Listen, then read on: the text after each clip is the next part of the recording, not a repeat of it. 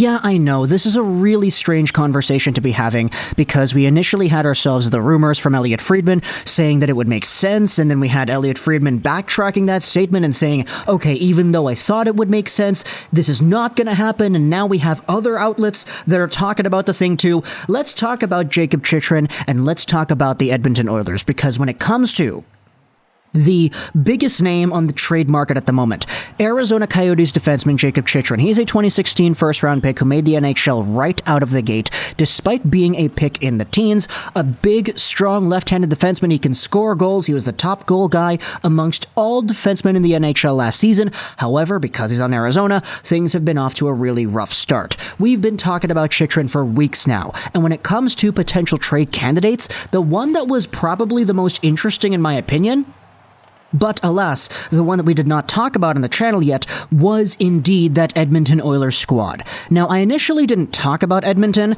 because we had ourselves a whole bunch of rumors regarding other teams that I thought were also pretty interesting, which is why we kind of just, beat around the bush when it comes to the Oilers. But don't get me wrong, just because there wasn't a conversation on this YouTube channel about the Oilers and Chychrun, it doesn't mean that there wasn't a conversation going on at all.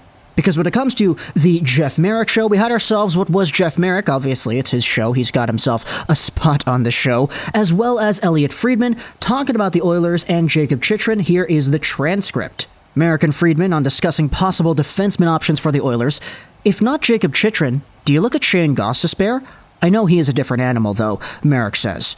Friedman replies, for what Edmonton needs, you are looking at Jakob Chychrun. Now, Gostisbehere, where the heck does he come from? He is also on the Arizona Coyotes. He's actually doing a lot better statistically when it comes to point production than Chychrun is, but of course, Shane Gostisbehere is kind of a defensive black hole. Jakob Chychrun, while not producing as much as Gostisbehere this season, is a lot better overall in the eyes of many hockey fans. So that's kind of why Friedman is laying it out right here. Even though Gostisbehere is producing points, do the Oilers really need more guys who can produce points? I don't really know, but defensive depth, defensive efficiency, strong defensive own zone play. Chychrun provides that, and when he's at his best, he is doing that as well as scoring 20 plus goals a year in a full 82-game season, of course, because last season he had 18 goals in the limited sample that was played.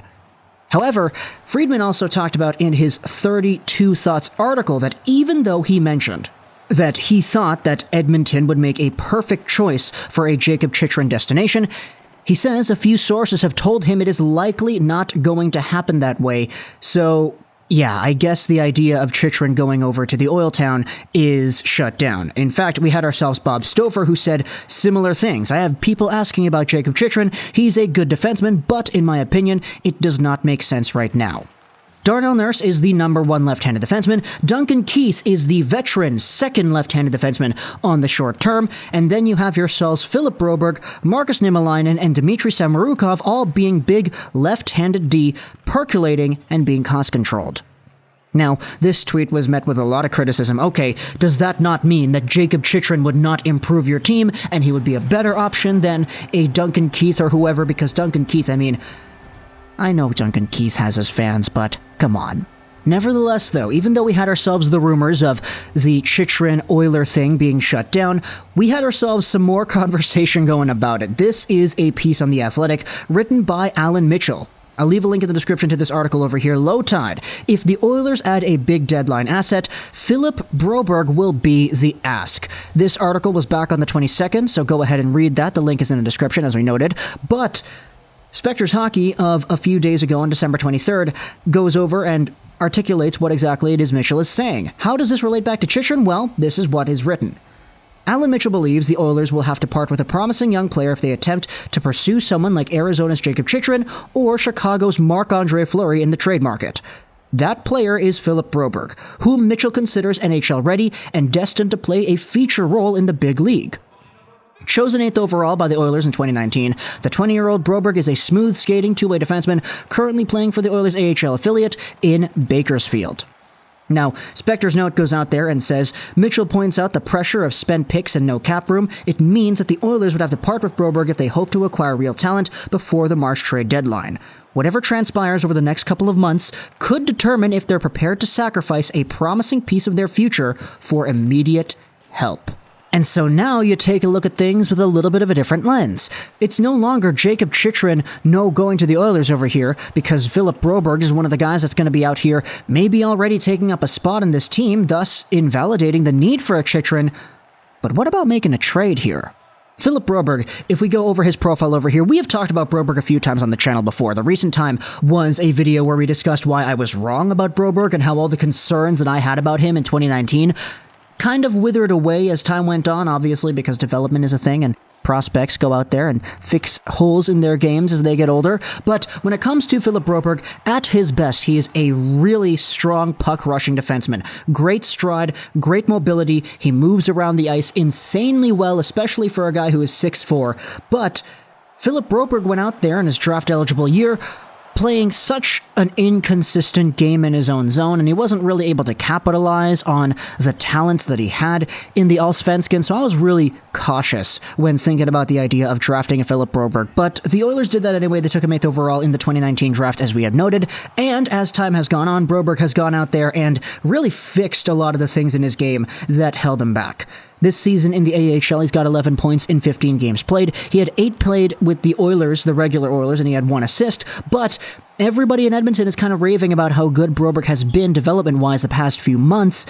And as a result, it's really starting to give a conversation as to whether or not that number 1, number 2 defenseman ceiling that he had back in 2019 is a lot more likely now than it was back then. Because even back then, we all kind of knew he was talented. He was really, really good. It's just you didn't really know if he would fill out the rest of his hockey perceiving mind and allow himself to be the best version of himself. During international tournaments, he could go out there and just dominate the competition because he's playing against kids. But when he played against men, that's when things really started to become a problem in his own zone when it came to defensive reaction time, defensive decision making, and stuff like that. But hey, he's gotten better now. So, all of a sudden, it's no longer one of these guys that has the tools but not the toolbox. He is slowly crafting himself a toolbox month after month, and that toolbox is getting more and more properly equipped with the tools that he does possess. But when it comes to the development of a Broberg, is that enough to go out there and say, okay, he's good. I like Broberg. I like the way he's developed. Is this player a good enough piece to depart with if we want to acquire a Jakob Chychrun? Assume the Arizona Coyotes are entertaining that offer and they say yes. Okay, it's Broberg, it's another prospect, and it's a first and something, maybe another defenseman that is already on the team. I don't really know if you need to do that, but still. Imagine it is Broberg and a few other things for Chychrun. Do you do this trade if you're an Edmonton Oilers fan? Do you want to go out there and sacrifice the extended long-term potential of a Philip Broberg in exchange for a guy like Jakob Chychrun, who is already locked down at $4.6 million till 2024-2025? He will be 28 years old, or 27, 28 years old when that contract expires. So he's going to be probably in the prime of his career if he is not already there.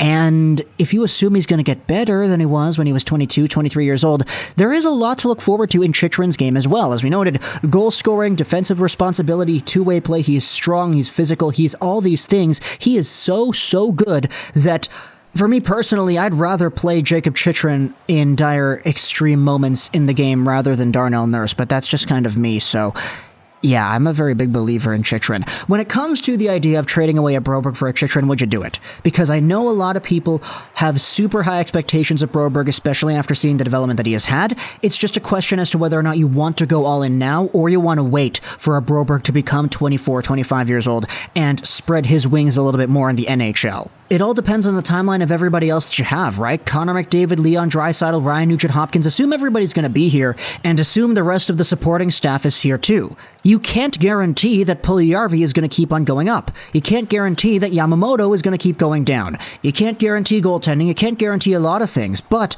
right now, the Oilers are not that bad of a team.